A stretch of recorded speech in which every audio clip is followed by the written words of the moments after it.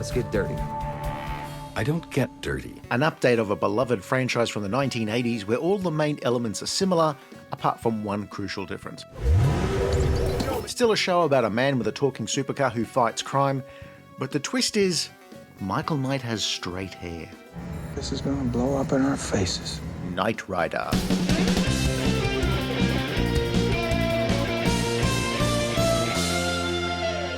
I still can't believe you built another one. What do you mean, another one? He needs to know.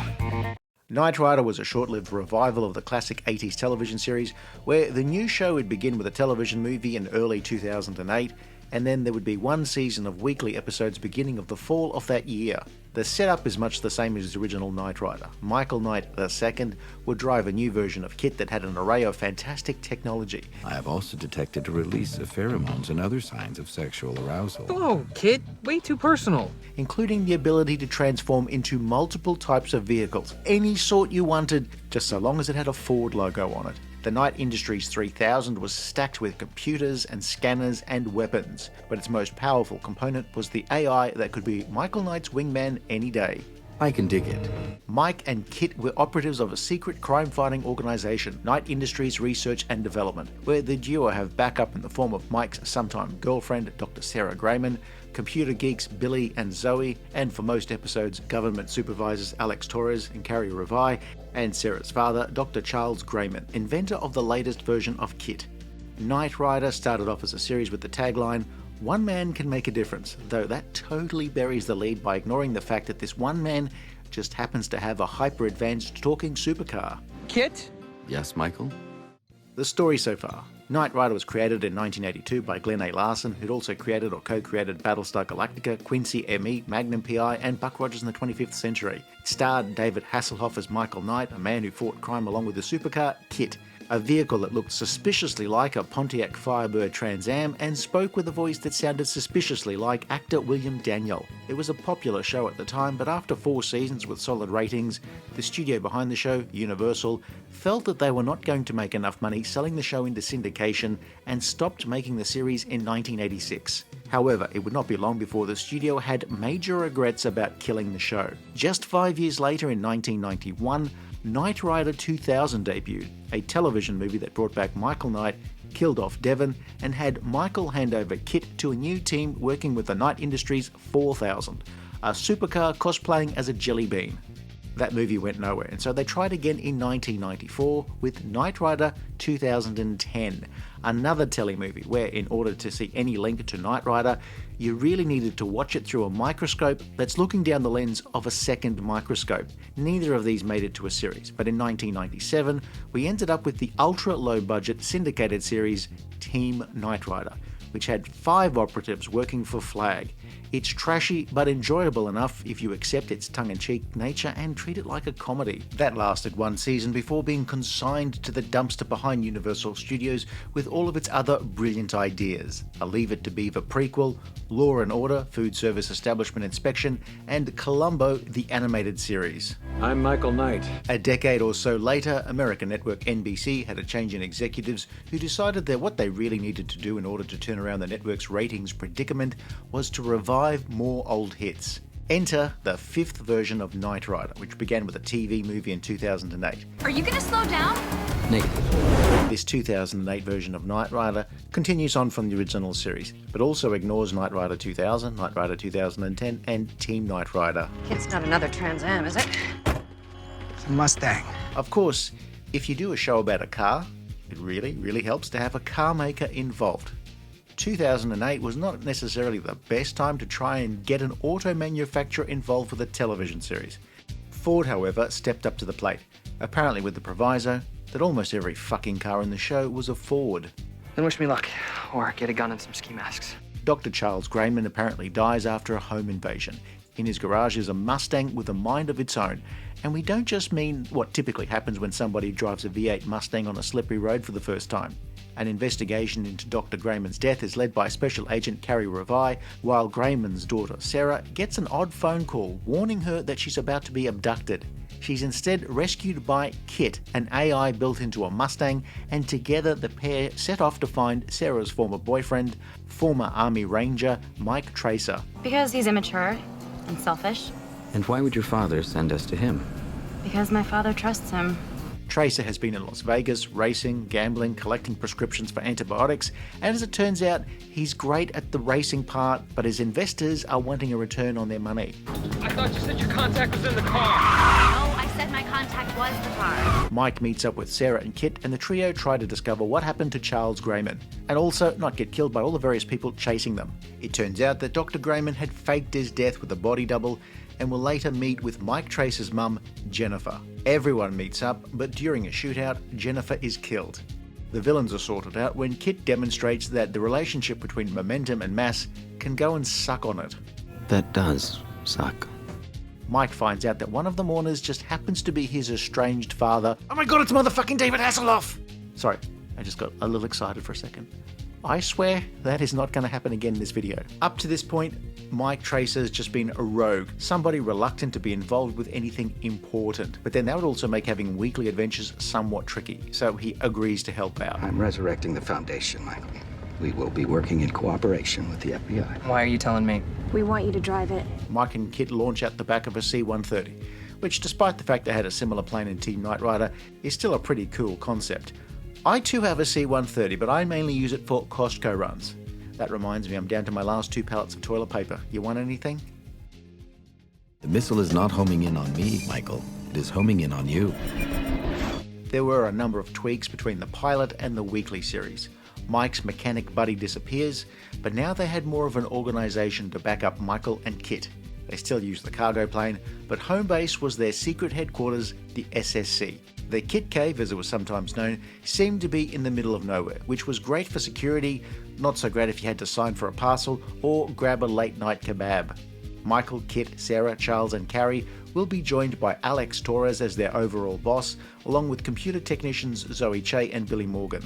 Mike Traceur's history became a little more complicated. Mike has a history that he remembers, namely his former relationship with Sarah, but he's missing memories such as breaking up with her. I asked you to marry me. And also part of his service history that's apparently been erased from his mind. What did they do to you, Mike? In the opening episode, somebody from Mike's past turns up, which threatens the Knight Industries operation, and so Carrie activates a plan to have Mike Traceur pronounced dead. I killed Mike Traceur. Michael needs to pick a new name. I'm Michael Knight. Of course, it would be barely the blink of an eye before Michael Knight bumped into somebody who knew Mike Traceur. Pretty good for dead, man. Should know better than to believe rumors. Plots for this version of Knight Rider would be fairly standard for the sorts of action-focused series of the 2000s, with lots of stories about military vets going into private business for themselves, various espionage plots about someone trying to steal this, that or the other, people forming mercenary groups, people planning heists, that sort of thing.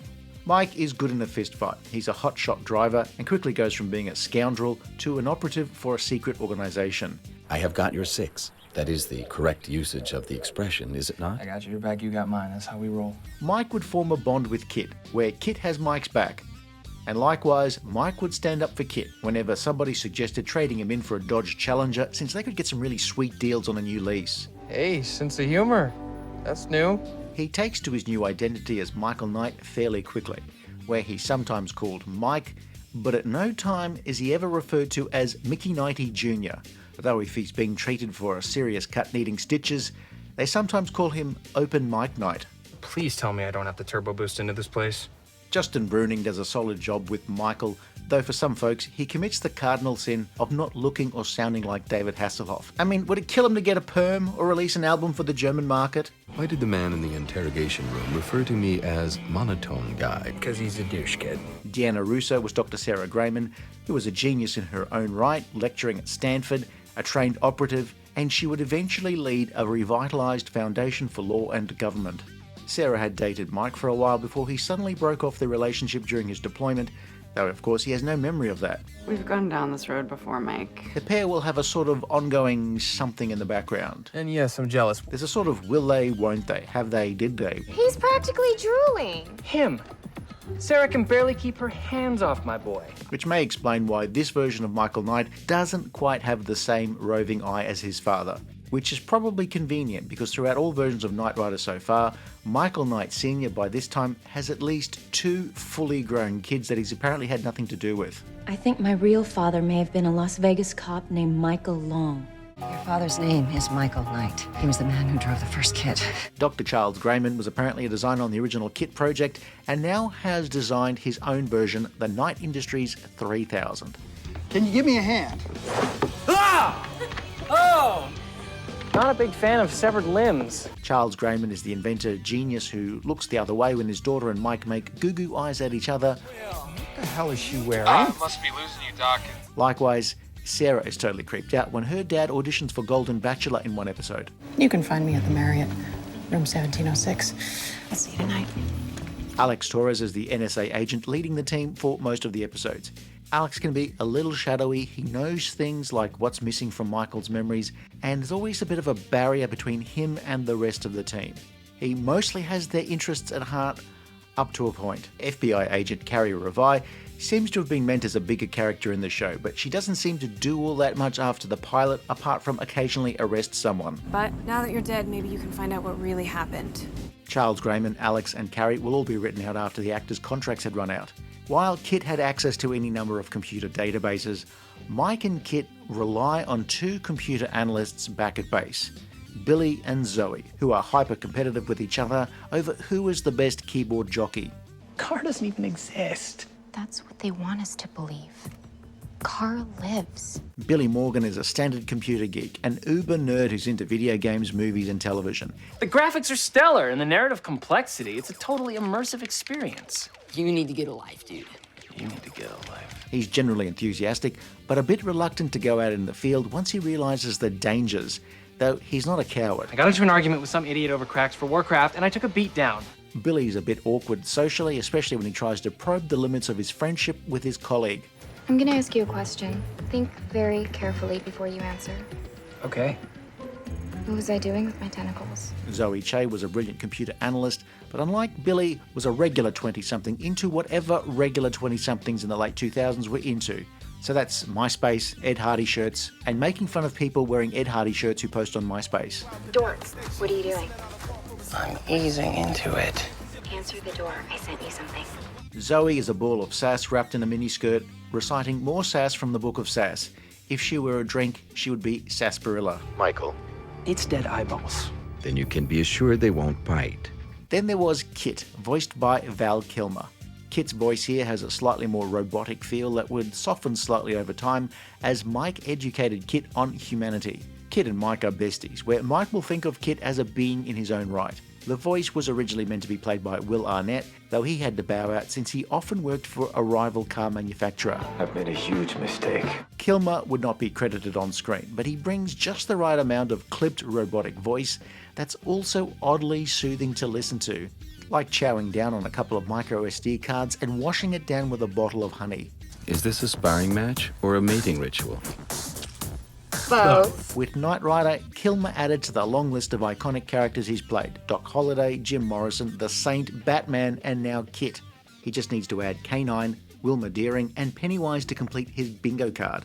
It's too obscured for my recognition software. Knight Rider from 2008 is a series of its time, which means a lot of breathless action scenes, goofy innuendo-laden humour, As long as I don't have tequila. lots of bright young things looking for hookups or deeper connections. It's a very horny show, with hormonal 20-somethings driving around in flashy cars, women in short skirts or bikinis, dudes with their shirts off, or the other way around, no judgment, No, this isn't your toothbrush. where you can flip a coin to see whether an episode will feature a scene on a beach, a dive bar, or a high-end club. Better get that hood sterilized. I was undercover. Billy and Zoe have this weird energy where they clearly have a thing for each other, but they have to bust each other's chops over who is the more effective computer analyst. It's all the way on. A typical Knight Rider plot would need Michael to go undercover to pose as a mercenary or a crook looking for work. Sometimes he'll be joined by another member of the team as a backup, and then there'll be a few fights in which Michael manages to obliterate anybody dumb enough to take him on. I don't mean he's just good in a fight. He's put more people in hospital than a viral social media challenge where people eat detergent. And of course, KITT is there as a super fast car to chase the villains or fire any number of weapons. I honestly don't know where KITT manages to store all of this stuff and still have room for a full-size spare tyre. Attack mode. KITT has a remarkable range of abilities. Whatever ability you need for an episode, I bet you KITT's got it. He has a range of machine guns and missiles, can occasionally, very occasionally, turbo boost, but he's based on a Ford Mustang, so he seems prone to oversteer. KITT can also become a submarine and has the ability to transform into any vehicle in the Ford catalogue, but crucially without mangling the occupants in the process. KITT has an attack mode, which looks like it was designed by either a 12-year-old who was clearly not a designer, or a billionaire who was clearly not a designer. KITT is also super fast, able to reach top speeds of nearly 400 miles per hour. You might want to. That sounds really cool and all, until you realise that if you're the only car that can go that fast, that speed just ends up with you getting stuck behind a school bus trying to go up a hill that much faster. KITT, having lots of guns, carries over to Michael, where he's always carrying. His dad, on the other hand, rarely carried a weapon after he became Michael Knight. This Michael Knight is always ready to pop a cap in someone's ass. Yeah, get him! Danny, do not encourage the car to be violent. It's Knight Rider, so there are still car stunts, though here much of it is augmented with special effects. This is a case of the more things change, the more they stay the same. The original series itself was full of model shots. The stunts are there, they're quite cool, even if 90% of them seem to be a Ford Mustang doing burnouts, which, truth be told, is probably 90% of the reason why people buy Mustangs in the first place. However, pulling off car chases on a television budget and shooting schedule meant that there's a large amount handled via computer graphics, though it is mainly well done for television at the time. The show has a very glossy look in terms of its production values for the time. Most of the scenes filmed inside KITT and other vehicles are shot in a studio against a green screen, which does the job, but in no way looks anything less than fake, just as Uncle Reg's dance studio turned out to be a front for helium smuggling. Now, why would you smuggle helium? Well, the answer is it's profitable, and if you get convicted, sentences are rather light. Did you just make a joke? Knight Rider 2008 at first glance looks like a totally different show from the original, which of course it is. But unlike the 3 previous attempts to bring back Knight Rider, this one feels most like what you would get if Knight Rider had never been cancelled. If the show had run continuously since 1982, this is what it would have evolved into. Mike, you know that thing you were talking about that seems impossible? I think this is probably it. Having KITT now be a Ford Mustang may seem like a total break, but by this stage, it's actually the 3rd Knight Rider project to feature a Mustang-based Knight Industries something-something. A 1969 Ford Mustang? Yeah, so that Pontiac Firebird Trans Am from the 80s series was iconic. But Pontiac in 2008 was not long for this world, and using a Pontiac may have led to a car that could potentially transform into a Pontiac Aztek. How hard is it to find a black Mustang? The original creator of Knight Rider, Glenn A. Larson, wasn't particularly involved with this new version, but as we said in our review of the original series, he was barely involved with that series beyond writing the pilot. I don't see what difference that makes. The developer of this version of Knight Rider, Dave Andron, would later be an executive producer on Justified and creator of series Snowfall. Feature film director Doug Liman, who had helmed several action classics such as The Bourne Identity and Mr. and Mrs. Smith, was also on board as an executive producer. Only people have feelings. Of course, Michael. It was just a theory. Knight Rider was often going for a very hip feel, where you can see influences of movies like Point Break, Fight Club, and the Fast and Furious movies, where each of those would inspire an individual episode. One show set at Halloween sees the SSC infiltrated by a killer who looks like Zoe.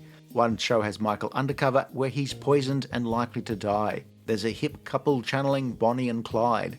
An advanced computer virus infects KITT and threatens to destroy the SSC. I'm supposed to be desperate for a cage fight, kid. I can't be rolling up in a supercar. Sadly, I have no hoopty application. In one of the better stories, a multi-episode arc began with a deranged loon with a love of pointing at cliches who has a plan to kidnap and ransom a UN ambassador, and it escalates from there. There's a bomb on the cargo plane which sees Charles Grayman killed. Carrie Revi is injured and decides just to do something else with her life. The government shuts down the SSC, and Alex Torres turns out to be involved with a plot to take KITT's technology and revive the KAR project. KAR was a destructive robotic entity that was almost unstoppable. My analysis indicates that KITT is a potential threat. Though if it really was that unstoppable, then the next few episodes of Knight Rider would have looked like this. Torres realizes too late that he's inadvertently betrayed everyone, and then he dies. I'm sorry. Michael's missing memories and the car project are both intertwined here when it's revealed that Michael was Car's original driver, which more or less neatly wraps up the series' 2 background plot threads. Turbo boost now! To me, this was the series peak. Okay, so it's a low peak where it's less of a mountain with a summit in the clouds and more of a lofty hill with a food truck parked on top. But it's definitely an enjoyable couple of episodes with an over-the-top villain, a conspiracy, and a giant robot. Then you and I will become one! Charles Grayman apparently was a gazillionaire who left a fortune to Sarah, and she heads the reconstituted version of the Foundation for Law and Government. Only a few episodes of this new version of the show were made. Episode plots for the remainder of the series tended to focus more on criminal plots rather than espionage, things like a bank robbery, a businessman trying to force out the owners of a bar, an underground fight club. They tended towards smaller scale shows without the large and expensive set pieces of the first 12 episodes. In later episodes, they make mention of their HQ being a bit run down. Dinah made you boss. That would be Alex Torres. And without the support staff, everybody's having to do multiple jobs. Though that just means Billy's the one taking out the trash. Sure, I'll just scoop it up with my PhDs. Knight Rider had secured an order for a full season, but the series' reception was not to the same level as the original television movie. And so the series went through a retooling after the first batch of 12 episodes was made. Retooling for some shows can often see some radical changes. But in the case of Knight Rider, outside of losing a few cast members, this retooling is relatively minor. No way, no. Oh yeah. After the retooling, the sexual tension between the remaining characters seems to have disappeared faster than an Instagram post bragging about an inappropriate parent-teacher night. Billy and Zoe are now like bickering siblings. Yeah, but it's part of our whole fun little dynamic. And after Mike and Sarah had a moment together in Hawaii, they're now mostly just work friends. I do not believe I can withstand much more. There are a few people you may or may not recognise from elsewhere, a few guest stars like Fred Williamson, Maria Menounos, Richard Roundtree, and in hindsight, the weirdest of all, Meghan Markle. Knight Rider has a sound that starts with a hyped-up version of Glenn A. Larson and Stu Phillips' original Knight Rider theme, but one that mixes metal guitar and a rave sound. The original music was by Christopher Ting, whose other work includes music for Futurama. And there are lots of relatively anonymous rock songs from relatively anonymous bands. The retooling didn't do the job, and the series would end production after 17 weekly episodes had been made, and that was it. The cast would go on to various things, but rarely at the level of a network series. Kilmer would step back from acting after his health issues. Bruce Davison was one of those actors who was in everything, everywhere, somewhere along the line for decades. Yancey Arias has also worked extensively. Tamiia Poitier's father was, I think you can probably guess who that is. Paul Campbell, for a time, made a career out of playing characters called Billy in Glenn A. Larson reboots.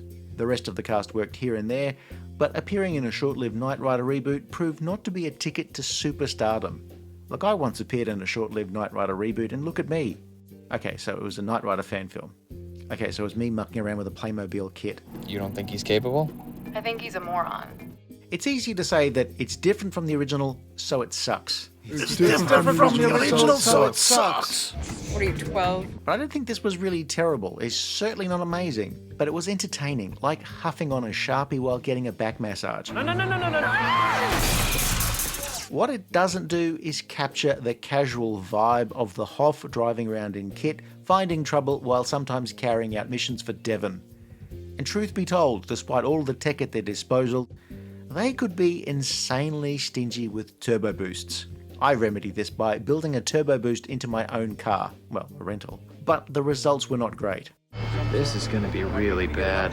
I was not a huge Knight Rider fan as a kid for whatever reason. I swear to God, I will kill you right now. Prior to launching this channel, I'd only seen about a season and a half of the original and was not even aware of most of the attempts to relaunch Knight Rider. When this series came out, I wasn't really paying attention to broadcast television at the time, so the existence of this series kind of passed me over at the time. Having finally watched it, it's one of those one-season shows where making the video made me a little wistful, because this one was a lot of fun, despite all of its many shortcomings. Ultimately, what are we talking about? Version 5 of Knight Rider was made in a time of active wars and a global financial crisis. Just be careful. Last thing we need is camera phone footage of you transforming on YouTube. What's going on? It was pushing for a light touch with a lot of action and villains who were more than just the local businessman trying to take over a small town or a corrupt sheriff. It's going for sexy escapism, which was probably the right formula for the time. What the hell was that? That is how I straighten out my karma. A lot of 70s and 80s properties were receiving TV makeovers in the 2000s. Battlestar Galactica had successfully redefined the property, but in a way that clearly separated it from the original. Night Stalker, Bionic Woman, The Terminator and V all had relatively short-lived remakes. Out of those shows, Knight Rider is the one that feels most like they were trying to keep the vibe of the original series somewhat. Look, the government's not sponsoring us anymore. Zoe can't cook and there's nothing in the fridge. You need a burger! People often say that they want a reboot or a remake, but in the case of Knight Rider, what they really mean is that they want Knight Rider where a 35-year-old David Hasselhoff drives around in a Trans Am facing off against local businessmen trying to take over a small town or corrupt sheriffs. This, of course, ain't happening without time travel. Why not simply ask for sex? It's a reeks of desperation. And he should know. When we covered some of the other reboots and remakes of Knight Rider, I found out that there were a few that just didn't work and one or two that were okay. They were not amazing, but they turned out to be fun to watch. Team Knight Rider wasn't an amazingly brilliant series, but it had a degree of low-budget charm and humour to it. Knight Rider from 2008 looks much slicker, but also has a degree of charm to it. It's entertaining with a fairly light touch to it.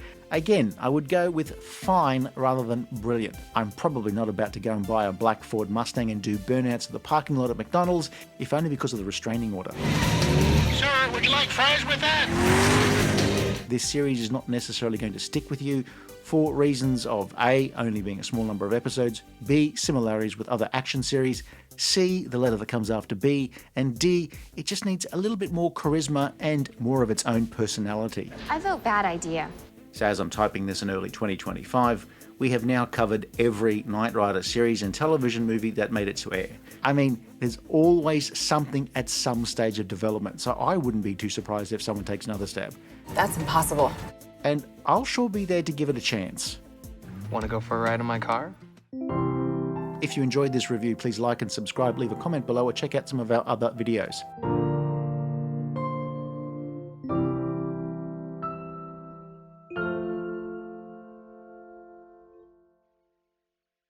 He's kind of my boyfriend.